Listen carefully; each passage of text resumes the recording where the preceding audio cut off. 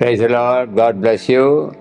மீண்டும் இந்த காலை வேளையில் தினம் தினம் கிருபையினாலே உங்களை சந்திக்கும்படி தேவன் பாராட்டின கிருபைக்காய் கர்த்தரை ஸ்தோத்திரிக்கிறேன்.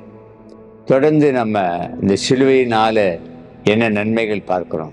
இன்றைக்கு ஒரு வசனத்தை வாசிக்கிறோம். கொரிந்தியர் 1 வசனம் என்ன சொல்லுகிறது பாருங்க. சிலுவையை பற்றிய உபதேசம் கெட்டு போகிறவர்களுக்கு பைத்தியமாயிருக்கிறது, ரட்சிக்கப்படுகிற நமக்கோ தேவ பலனாயிருக்கிறது என்று எழுதப்பட்டிருக்கிறது. இந்த சிலுவையை பற்றிய இந்த வார்த்தைகள் நமக்கு, கர்த்தருடைய பிள்ளைகளாகிய நமக்கு, அல்லது இந்த வசனத்தை கேட்கிற உங்களுக்கு என்ன நன்மை தெரியுமா? பலன், தேவ பலனாக இருக்கிறது. பிரியமான விசுவாசிங்க, பலன் இல்லையா? பலவீனத்தோடு இருக்கிறியா? இந்த வார்த்தையை நீ கேட்கும் பொழுதே கர்த்தர் உனக்கு விடுதலை தருகிறார். இனி இந்த சிலுவையை நோக்கி பார், நிச்சயமாக உனக்கு பலன் கிடைக்கும். பலவீனமாக இருக்கிற உன்னை பார்க்கும் பொழுதே தெரிகிறது, கர்த்தர் காண்பிக்கிறார். உன் பலவீனத்திலிருந்து நீ விடுதலை ஆக்கப்பட்டாய் என்று இயேசு சொல்லுகிறார்.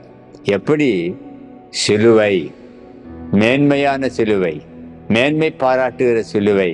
ஆகவே இந்த சிலுவை உன்னை பலப்படுத்தும். நீ பலமுள்ளவளாய் இருக்கிறாய். இன்றைய நாளில் இருந்து விசுவாசிக்கிறாயா? கர்த்தர் நிச்சயமாய் அப்படியே செய்வார். கர்த்தர் உன்னை ஆசீர்வதிப்பார். God bless you.